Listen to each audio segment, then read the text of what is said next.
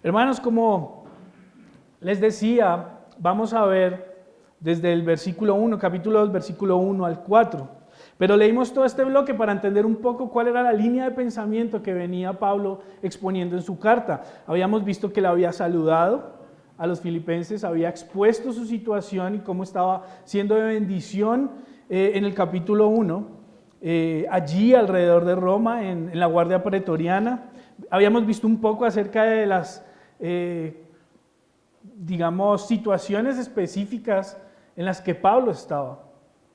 Adicionalmente vemos, terminando el capítulo 1, que él hace un llamado acerca de esta forma digna de comportarnos frente al Evangelio, ¿no? Vimos estar firmes, vimos estar luchando, y desde aquí él empieza a hablar acerca de la unidad. Si usted se da cuenta, hay un enfoque importante acerca de la unidad en Cristo, desde el capítulo 1, los últimos versos. Continúa con lo que vamos a ver hoy, y si usted se da cuenta, llega al punto de la exaltación mayor y continúa también enfocándose en lo que hizo Cristo, en esa humillación y luego exaltación de Cristo. Hoy veremos, como les digo, del versículo 1 al 4, y me gustaría brevemente volver a leerlo rápidamente. Solo del 1 al 4 dice: por tanto, si hay algún estímulo en Cristo, si hay algún consuelo de amor, si hay alguna comunión del Espíritu, si hay algún afecto y compasión, hagan completo mi gozo, siendo del mismo sentir, conservando el mismo amor, unidos en espíritu, dedicados a un mismo propósito. No hagan nada por egoísmo o por vanagloria, sino que con actitud humilde cada uno de ustedes considere al otro como más importante que a sí mismo, no buscando cada uno sus propios intereses, sino más bien los intereses de los demás. He titulado este sermón Unidad y Humildad en Cristo, y lo he dividido en dos porciones, y es la primera, del versículo 1 al 2, la unidad en Cristo, y la segunda parte del versículo 3 y 4, humildad en Cristo. Y si usted puso algo de atención en lo que estábamos leyendo los proverbios nos empezaron a hablar y nos hablaban allí acerca de la humildad, acerca de esta posición, digamos, del hombre, y esto lo vamos a ver también, no son coincidencias, sino el Señor reforzando también acerca de la humildad que debemos tener en Cristo. La iglesia de Filipos puede ser una de las iglesias ejemplares que vemos en las cartas de Pablo. A diferencia de otras cartas, vemos que no hay una exhortación en ciertos pecados o ciertas áreas tan específicas como en otras iglesias o en otras cartas que sí vemos de Pablo. Pero también era una iglesia que estaba haciendo batalla a muchos peligros. No era una iglesia, perfecta en ninguna manera. Hay un agradecimiento claro de Pablo hacia los filipenses que lo han apoyado en su ministerio, pero se ve claramente con algunos rasgos de la carta que ellos batallaban con algunos detalles en su comunión y aún en su doctrina y en su forma de ver a Cristo. Recordemos que la iglesia del primer siglo era una iglesia perseguida en general. Era una iglesia que no era popular. El cristianismo en esta época no era algo popular como tal vez hoy en día se ha vuelto. Esa supuesta de pronto cultura cristiana que hemos visto que se ha mezclado en el mundo ha vuelto que ciertas iglesias o ciertos movimientos vuelvan el cristianismo como algo popular. Famosos, atletas, si usted se da cuenta, se vuelve un discurso, que aunque en algunos sectores se rechaza claramente y que el mundo nunca va a abrazar, pero que se ha tratado de pronto como de volver algo que la gente acepte, fácilmente, por decirlo así. Se han bajado ciertos estándares bíblicos, ciertos principios bíblicos en algunos círculos para que el mundo, acepte de mejor manera esta cultura cristiana. Pero en esta época, mis hermanos, la iglesia y el cristianismo no era algo popular. Había persecución por el lado de los gentiles, por el lado de los no creyentes, y había persecución por la parte también de los judíos. y era una minoría además. No podíamos pensar en que estas iglesias, como los hermanos en Filipo, o los hermanos de Corinto, o de Roma, o las diferentes iglesias que Pablo les escribía, eran iglesias que estuvieran tranquilas, relajadas, haciendo planes de pronto, como hoy en día, algún plan de expansión o algún... No, mis hermanos, eran iglesias perseguidas. En el primer siglo, los cristianos, y durante diferentes emperadores, vemos como no solo hubo persecución, sino en algunos momentos la persecución fue tan dura que creyentes, hermanos suyos y míos, fueron quemados vivos, empalados para iluminar las calles de ciertas ciudades. No era una situación menor, no era tal vez una situación que nosotros podamos identificarnos tan fácilmente.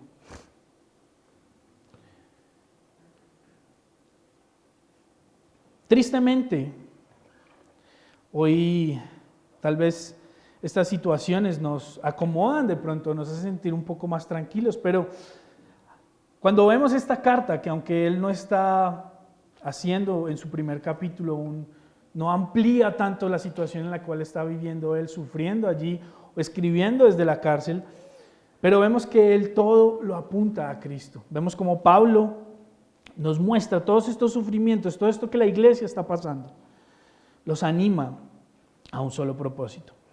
En Filipos, en la iglesia de los filipenses, vemos puntualmente cosas, aunque no vemos el detalle o no vemos del detrás, no se nos explica mucho, pero vemos detalles como una lucha contra una oposición acerca del evangelio, una oposición clara, falsos maestros hablando acerca de buscar la salvación de diferentes formas, judaizantes hablando acerca de la circuncisión o de la salvación nuevamente por obras.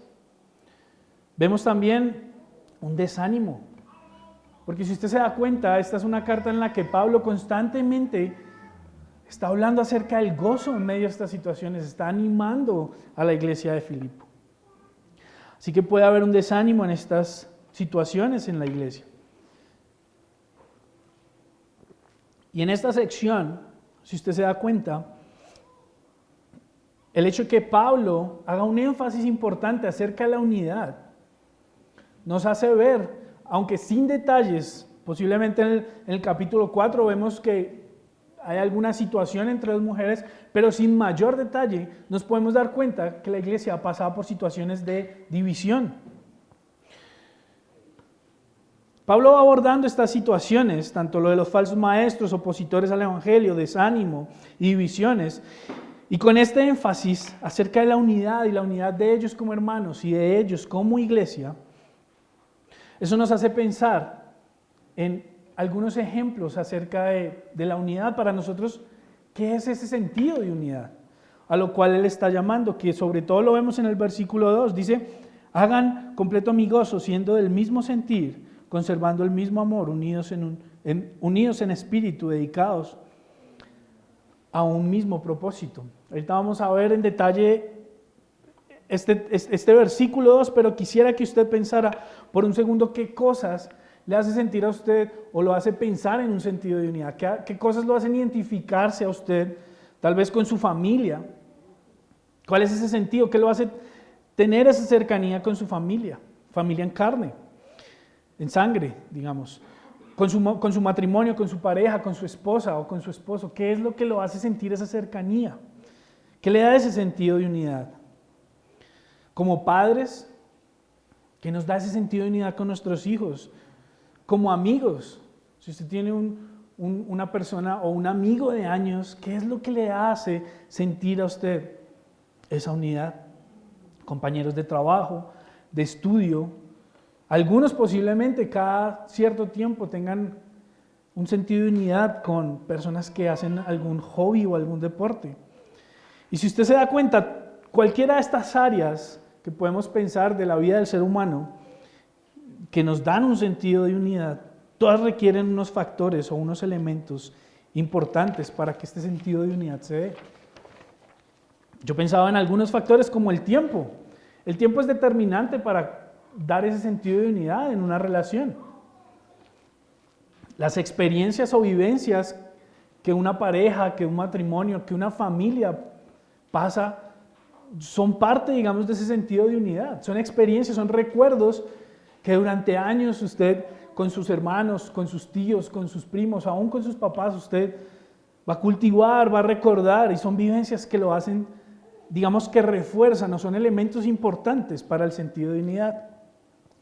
Digamos que es algo que se construye, no es algo que se da de la noche a la mañana. Cuando una mascota nueva llega a la casa, a los que les gustan los animales, posiblemente ese animal no tiene ese sentido de pertenencia a ese lugar, no sabe quién es su dueño, no se siente además parte, digamos, como de ese lugar. En cambio, cuando usted tiene un animal por años, 10 años tal vez, créame que ese animal no solo lo distingue por el olfato o por otras formas que ellos tienen de distinguirlo a usted, pero él tiene ese sentido, este es el lugar. Algunos se pierden, se van y después de un día o después de unas horas vuelven a su lugar. Vamos un poco más a ejemplos de nuestro día a día, de nuestra vida como humanos. Un cambio de casa, por ejemplo. Cuando usted se cambia de apartamento, a veces simplemente el hecho de la ruta, usted tiene ya como en su cabeza la ruta para otro lado y posiblemente en los primeros días se equivoque. Hay un sentido, digamos, como este lugar. Usted debe además apropiarse de este lugar. Se demora esta apropiación de ese lugar, ese sentido de unidad. Cambio de trabajo. Y aún cuando llegan niños nuevos a nuestro hogar, cuando llegan bebés, cuando llegan nuestros hijos. Es un proceso de sentir, uno recién ve a su hijo, y créame que todos los padres nos ha pasado, recién uno ve a su hijo, es una persona completamente desconocida. No es como, yo he soñado con mi hijo, era así como lo he soñado. No, es una persona nueva que llega a su vida.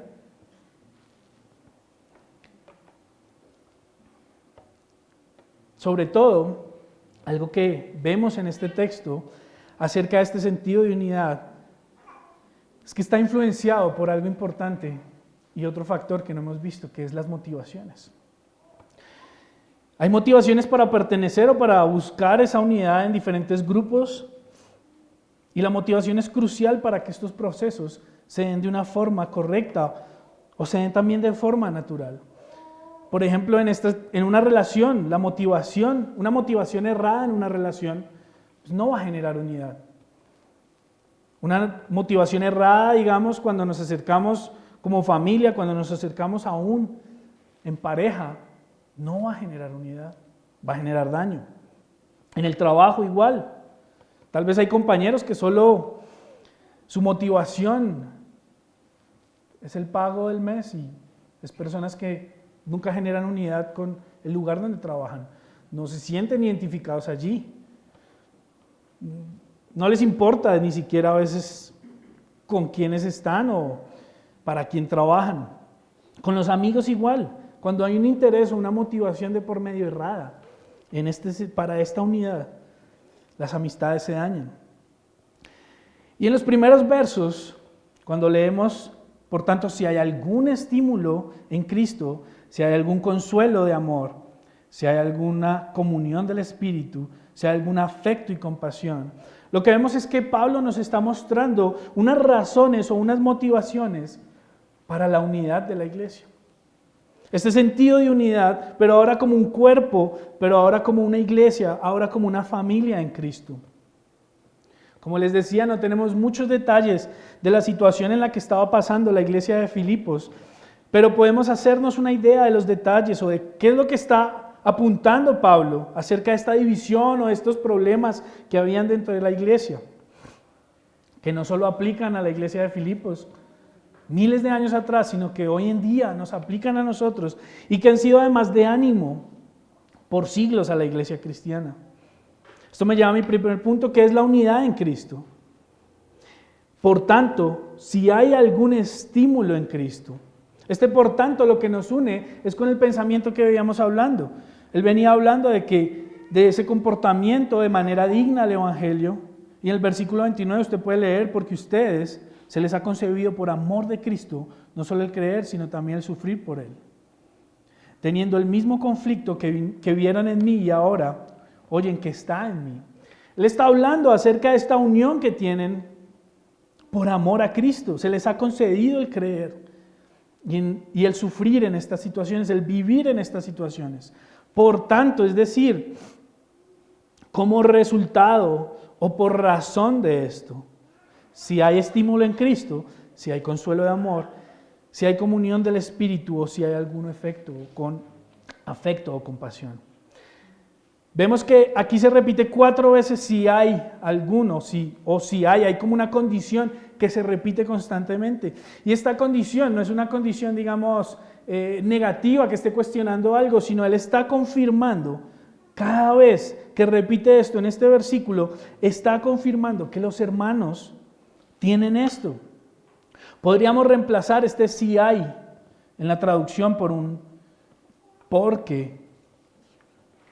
Podríamos decir porque hay estímulo en Cristo, porque hay consuelo de amor, porque hay comunión del Espíritu, porque hay afecto y compasión. Es que buscamos esa unidad. Si usted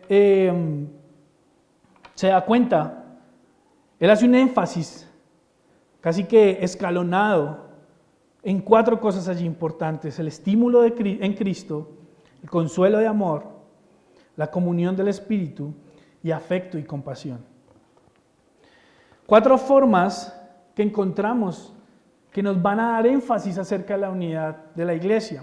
4 formas que además, si usted quisiera verlo, una depende de la otra. Vamos a verlo un poco más profundo. Mira la primera, dice, si quisiéramos cambiar el si hay por una afirmación, que es lo que se quiere, digamos realmente, que es lo que quiere Pablo escribir allí con este si hay, y es porque sí hay un estímulo en Cristo. Él está apuntando y Él está asegurando la importancia de Cristo. Él viene, recuerde de la línea de pensamiento que viene Pablo hablando acerca de Cristo. Él llegó a la conclusión en el anterior capítulo, a una de las conclusiones más grandes que puede tener el cristianismo y que podemos tener en la palabra, y es el vivir. Para él toda su vida era Cristo. Y aún la muerte era ganancia para él. No sé si recuerda este texto, no sé si recuerda esto que vimos en el capítulo 1.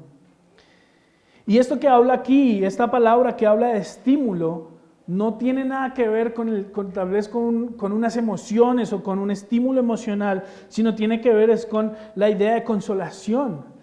Si usted tiene la Reina Valera allí, la traducción que hace la Reina Valera es consolación en Cristo. Es decir, es aquel que está al lado de nosotros para ayudarnos en el camino, para animarnos. Es una palabra muy similar a la que se da cuando se nos habla del Consolador, del Espíritu Santo, cuando se nos da el Espíritu Santo. Cuando Cristo habla que va a venir un Consolador. Es una palabra muy similar que habla de esto, de esta compañía, de Cristo ayudándonos, estimulando de alguna otra forma, animándonos.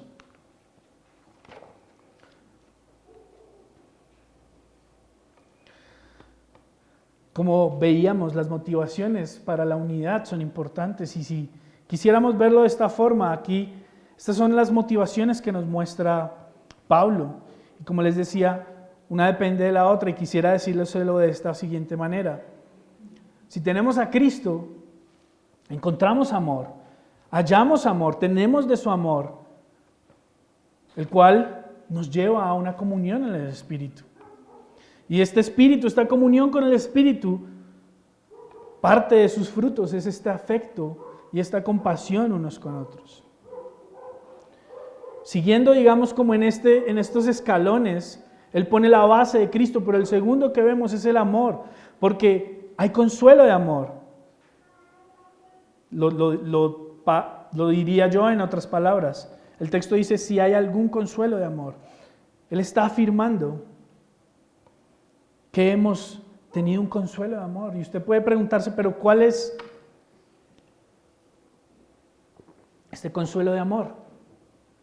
Quiero que vayamos a Romanos 5, 7 al 8, si quieren anotarlo allí. Romanos 5, versículos 7 y 8 dice, ciertamente apenas morirá alguno por un justo, con todo pudiera ser que alguno osara morir por el bueno, mas Dios muestra su amor para con nosotros, en que siendo aún pecadores, Cristo murió por nosotros.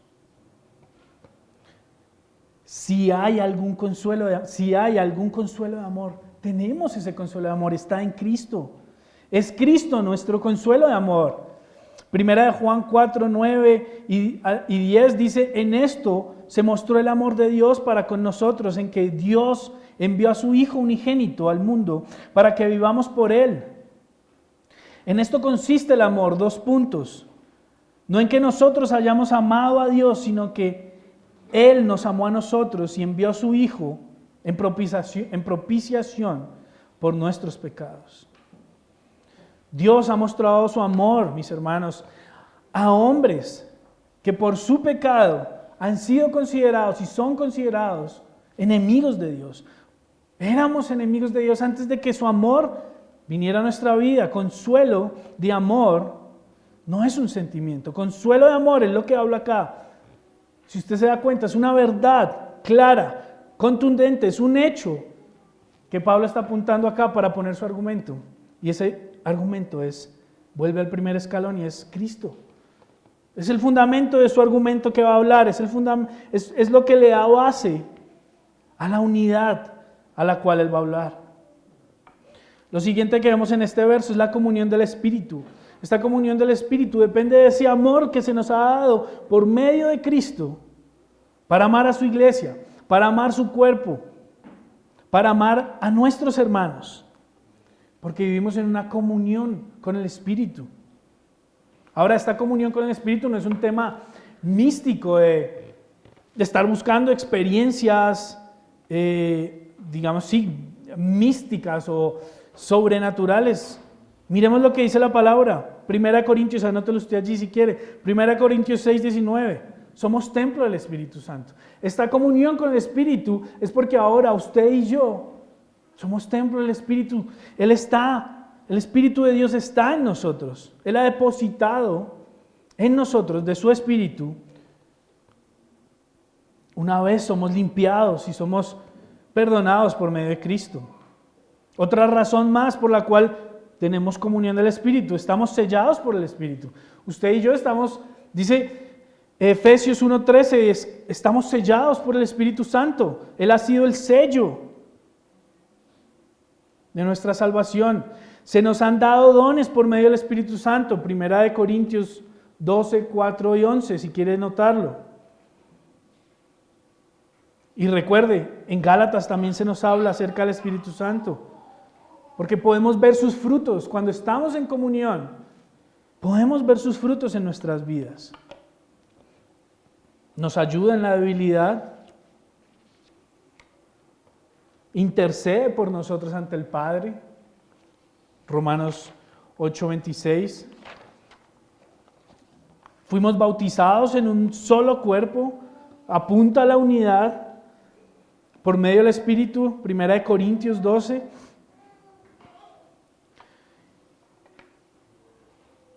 Y déjeme leer, o si quiere buscarlo allí, 1 Corintios 12, versículo 13.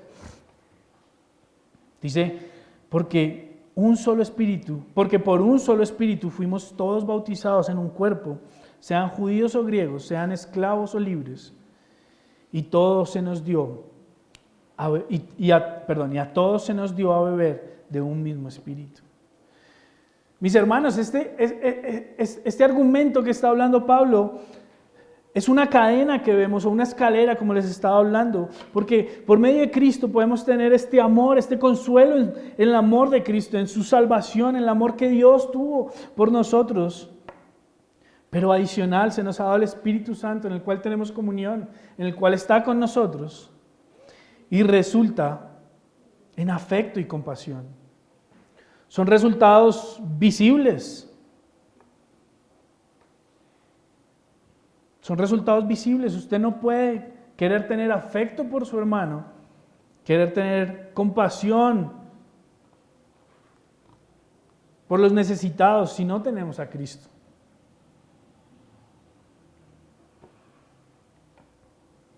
El afecto habla de esta relación, mis hermanos, que debemos construir, este afecto entrañable, esta cercanía como creyentes. Y además este afecto también y compasión por los que necesitan a Cristo, porque además no solo los que necesitan a Cristo, sino también los más vulnerables en nuestra sociedad. Pero estas cosas no se dan sin la comunión del Espíritu Santo, y esto no se da sin el amor que se nos ha dado por medio de Cristo, y nada de esto se da si no estamos en Cristo.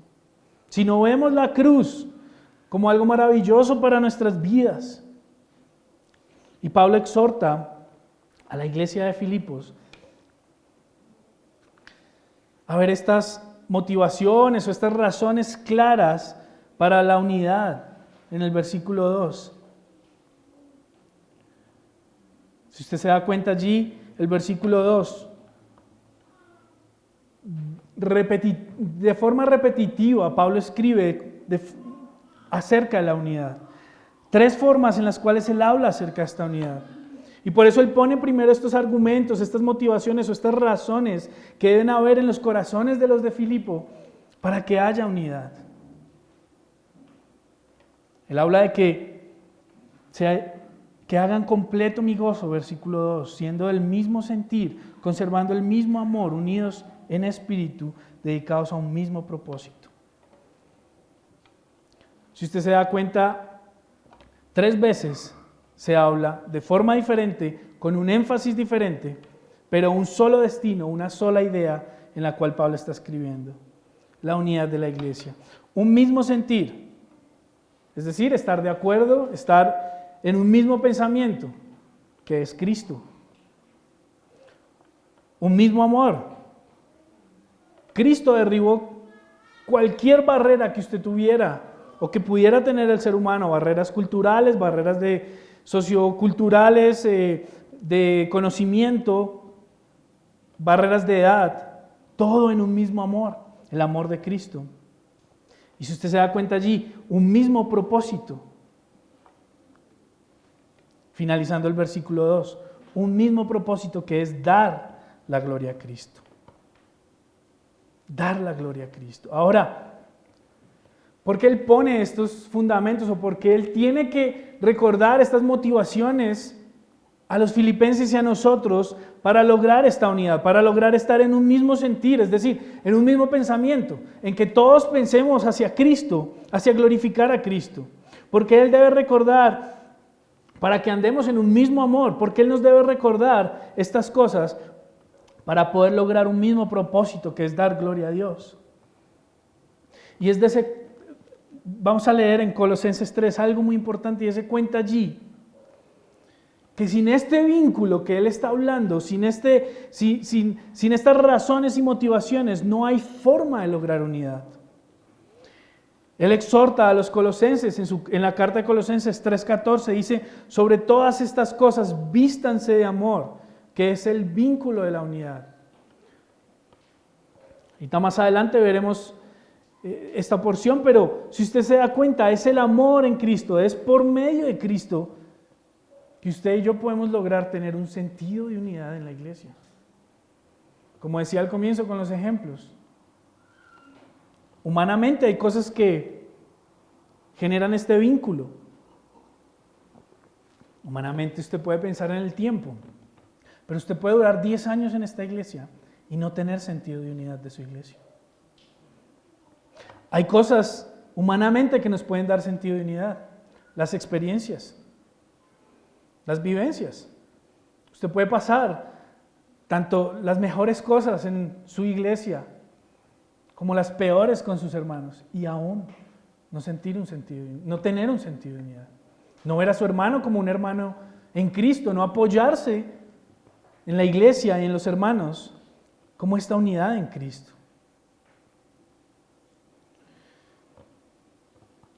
Ahora, esto que nos debe llevar a meditar y a examinar estas motivaciones o estas razones en las cuales le está poniendo. Podríamos preguntarnos: ¿realmente tenemos a Cristo? ¿Realmente tenemos este consuelo de amor ¿Realmente vivimos en comunión con el Espíritu y realmente hay algún afecto y compasión en nosotros? Esto nos mueve y nos debe doler muchas veces porque la palabra nos lleva a examinarnos de esa forma, nos lleva a cuestionar esas motivaciones y que más adelante veremos cómo Él es claro en cómo se ven esas motivaciones. Porque a veces podemos decir que nuestra motivación para estar acá hoy o para hacer X o Y cosas en la iglesia sean estas correctas. Esté Cristo, esté el amor, esté la comunión, esté el afecto y compasión. Pero muchas veces se ve de otra forma, que lo vamos a ver en el segundo punto. Versículos 3 y 4. La humildad en Cristo dice: no hagan nada por egoísmo o por vanagloria, sino que con actitud humilde cada uno de ustedes considere al otro como más importante que a sí mismo. No buscando cada uno sus propios intereses, sino más bien los intereses de los demás. Es interesante cómo va pasando Pablo en su escritura y cómo la palabra nos va mostrando primero su situación personal, luego cómo esa situación puede ser reflejo y de ánimo para lo que estén luchando y lo que estén pasando los filipenses o lo que usted y yo estemos pasando por este momento. Pero luego cómo eso nos lleva a depender y a ver la unidad de la iglesia como algo importante en nuestras vidas. Y aquí nos muestra y concluirá después, cuando podamos ver los siguientes versículos, acerca de la humildad. Claro, Él nos muestra a Cristo como este excelente ejemplo, como este sumo y mayor ejemplo de humildad. Y hacia allá es donde Él se va dirigiendo. Déjeme hacer una cita de Steve Lawson acerca de esta porción, acerca de la humildad. Dice: esta virtud de la humildad es el tema central que recorre Filipenses 2, del 1 al 11. La palabra humildad se encuentra en el versículo 3, pero el concepto se ve a lo largo de toda esta sección. Pablo llama a los creyentes de Filipos a vestirse de humildad en el versículo 3, mientras llevan a cabo su ministerio en el versículo 4, para perseverar en su unidad, versículos 1 y 2. Para mostrarnos cómo hacerlo, el apóstol señalará al Señor Jesucristo como el ejemplo supremo para comprender la verdadera humildad, versículos del 5 al 11. Lo interesante acerca de la humildad, además, es que, según los estudiosos, leía que la palabra humildad no era una palabra que se encontrara como tal en el lenguaje ni de los romanos, ni de la cultura que ellos heredan de los griegos. Dice que la palabra humildad para los griegos no existía por ser considerada algo muy bajo. Había una exaltación completa por el hombre y el concepto era extraño y además era aborrecido por los romanos.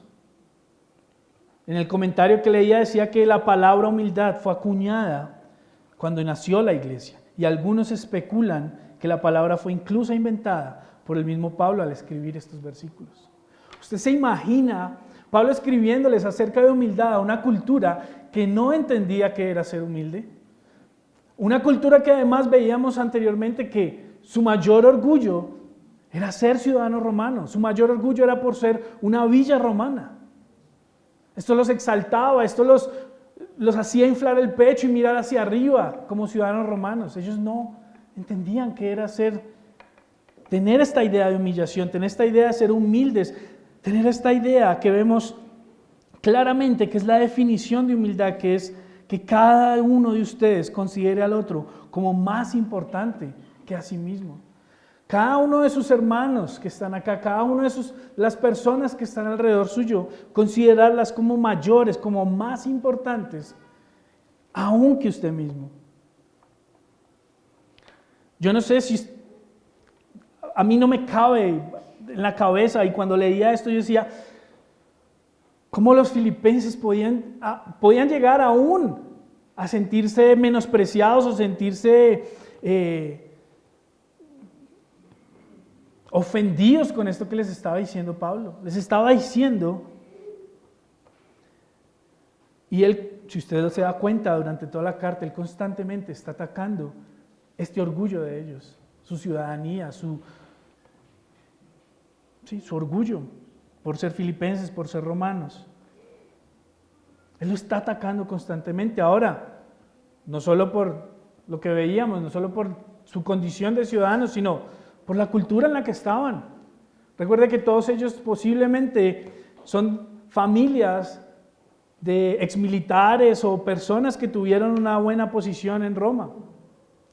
Así que trate de imaginarse estos hermanos leyendo acerca de esto. Por eso, y solo por eso, es que Pablo, de una forma gloriosa, en los versos 5 al 11, cuando los veremos más adelante, en otra enseñanza, él muestra a Cristo de esa forma, para que ellos puedan identificarse solo por medio de Cristo, no por una razón intelectual acerca de la humildad, no por una sensación o algo especial o un pensamiento humano acerca de la humildad.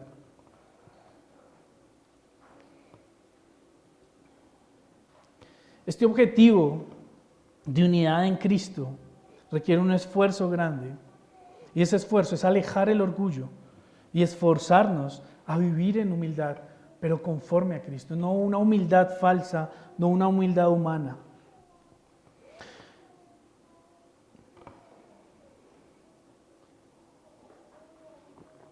Vivimos en una época también muy similar, hermanos, donde tal vez nosotros no se nos eleve el orgullo por ser ciudadanos de un país, pero sí un mundo en el que cada vez se exalta más el orgullo, sus derechos, sus pensamientos, sus sentimientos.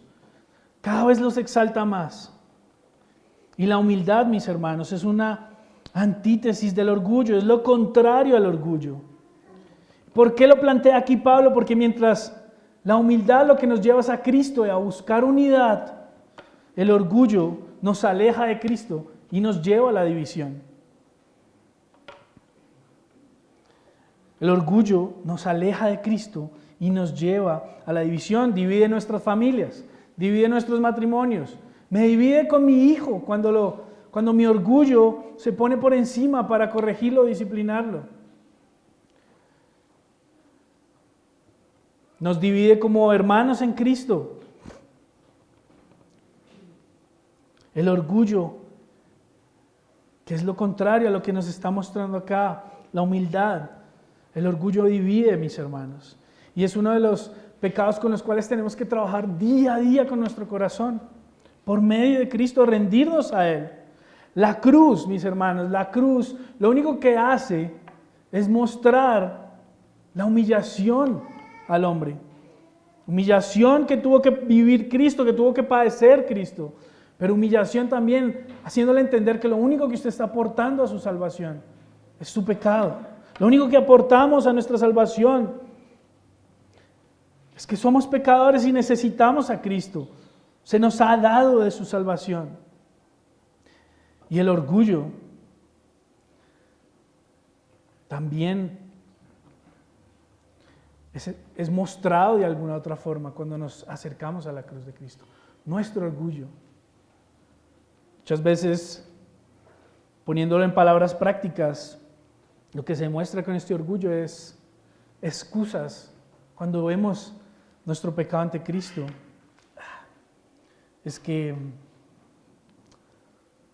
tal, o es que lo otro, es que las iglesias, mucha gente tiene en su orgullo, o mostrando su orgullo, es como un problema, como si fuera la institución a lo que se le está llamando, una institución o un grupo de personas. Lo que se nos llama en la palabra no es a pertenecer a una institución, sino es a pertenecer al cuerpo de Cristo, a vivir conforme a Cristo, a humillarnos.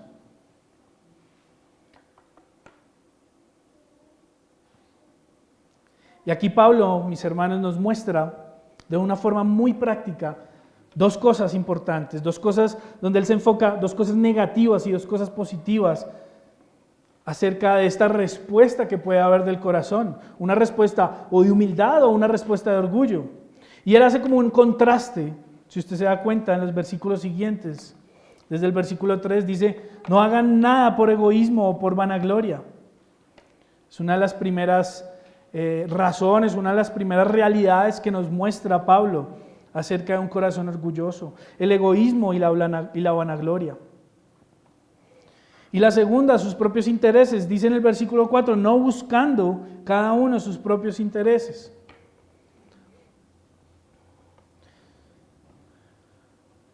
Cuando tratamos de buscar la unidad en nuestras familias, en nuestras vidas, cuando tratamos de buscar una falsa unidad, por decirlo así, por egoísmo, por vanagloria o por propios intereses, lo único que vamos a lograr o lo único que vamos a hacer es generar división en nuestras familias, es generar división en nuestra iglesia. Pero cuando aplicamos las dos realidades que nos muestra positivas, que además solo las podemos lograr por medio de Cristo, lo que logramos es esa unidad, humildad, que cada uno de ustedes considere al otro como más importante que a sí mismo. Y la otra, no buscando los bienes propios, sino más bien buscando los intereses de los demás. Solo si nos rendimos a Cristo viviremos en esta unidad. Solo si nos rendimos a Cristo entenderemos, viviremos, aplicaremos, nos podremos esforzar diariamente y no nos costará tanto, porque ya no lo hacemos en nuestras fuerzas, sino lo hacemos es por medio de Cristo. Pueden haber buenas intenciones en el corazón del hombre para buscar unidad o verse como buenas intenciones, pero solo por medio de Cristo encontramos esta idea de poner por encima a los demás, poner por encima primero los intereses de los demás. ¿Qué le interesa a usted? Piense un segundo. ¿Qué cosas le interesan a usted y que podría usted poner por encima de forma orgullosa? ¿O que ha puesto usted por mucho tiempo por encima de otros de forma orgullosa? Estas cosas debemos ponerlas primero a los demás. Por tanto, mis hermanos, ya que en Cristo tenemos ánimo y estímulo, tenemos consuelo de su amor, tenemos comunión de su espíritu, tenemos afecto y compasión, busquemos vivir esta unidad que la palabra nos anima, de una forma humilde, de una forma que nos rindamos a Cristo. Si no buscamos a Cristo y la unidad en Cristo, la iglesia, entonces será un club social fallido. Será un lugar donde intentaremos buscar amistades, donde intentaremos buscar sentirnos bien, pero será fallido. Si no buscamos a Cristo y la unidad en Cristo, mis hermanos, no tiene razón el estar hoy en día acá, porque estamos aquí es por Cristo y para Cristo.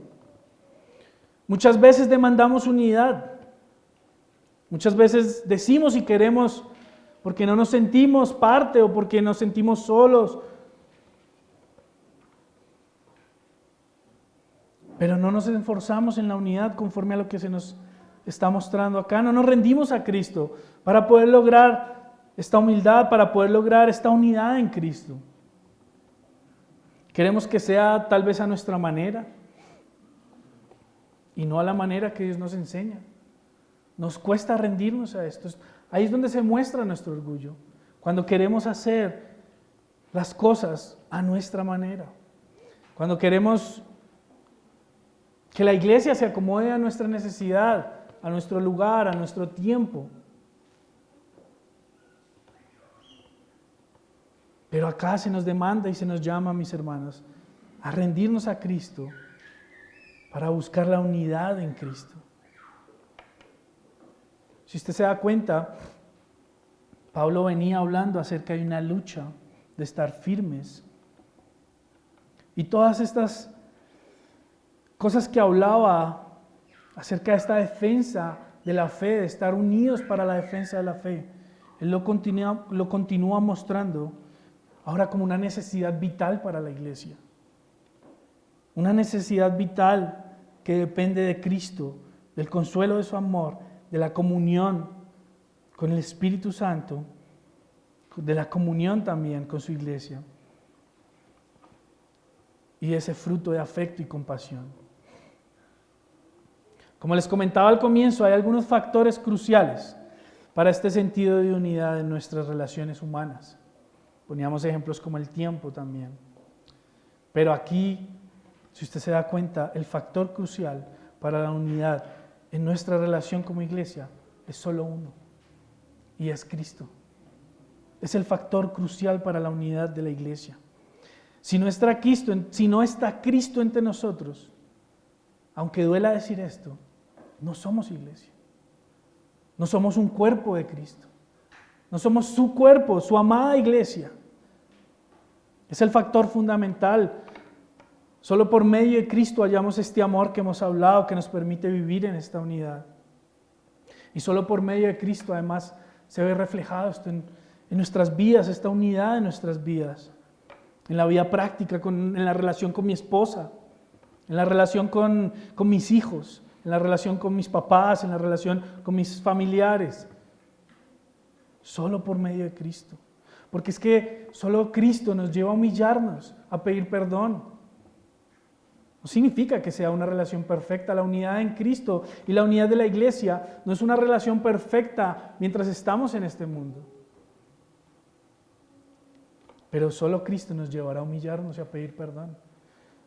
Humillarnos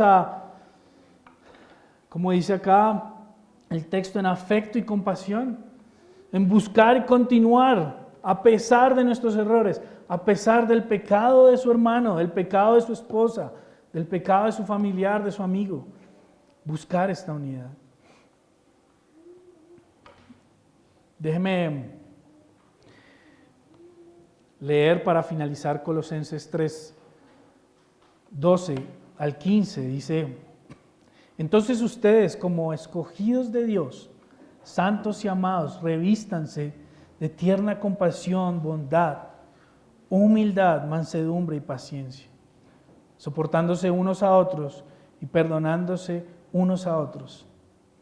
Si alguien tiene queja contra otro, como Cristo lo perdonó, así también háganlo ustedes. Sobre todas estas cosas, vístanse de amor, que es el vínculo de la unidad. Que la paz de Cristo reine en sus corazones, a la cual en verdad fueron llamados en un solo cuerpo, y sean agradecidos. Amén. Padre, hoy venimos delante de ti, Señor, reconociendo nuestra necesidad, Señor, de humillarnos ante ti, de reconocer que hemos fallado ante la unidad de tu iglesia, ante la unidad en nuestras familias, Dios. Oramos semana a semana, Señor, por la unidad de tu iglesia, por la unidad de nuestras familias, Dios. Y hoy vemos, Padre Santo, hoy nos muestra tu palabra, nos exhorta y nos llama a esta unidad, a vivir conforme al ejemplo que hemos visto de Cristo, el cual se humilló por nosotros, el cual dio su vida por nosotros, el cual dejó su santidad, dejó su posición para humillarse y estar con nosotros, para morir en una cruz, una muerte de cruz. Dios, hoy venimos delante de ti para pedirte que nos ayudes, Señor, pedirte que sea Cristo, que sea tu evangelio, que sea tu palabra la que nos anime cada día, cada semana a buscar unidad. Unidad en nuestra iglesia, unidad que se refleje en nuestras familias, Dios. Padre, te pedimos, Señora, que nos ayudes a perseverar cada día en tu palabra, en la oración, Señor. En aquellos espacios, Señor, que nos permiten acercarnos y analizar y ver nuestro corazón. Estas oportunidades y estos momentos que nos permiten, Señor, rendirnos ante ti. Hoy nos rendimos, Señor. Hoy me rindo ante ti, Señor, y pedimos, Dios, que tu palabra, Señor, traiga aliento a nuestras vidas. Que tu palabra nos anime a buscarte cada día más, no por nuestros intereses, sino por el interés de nuestros hermanos, de nuestra iglesia, de la unidad en Cristo. Y que podamos, Señor, unidos en un mismo espíritu, en un mismo pensamiento, dar gloria, buscar ese único propósito, Señor, y es honrar tu nombre, Señor. En el nombre de Cristo. Amén. Hermanos,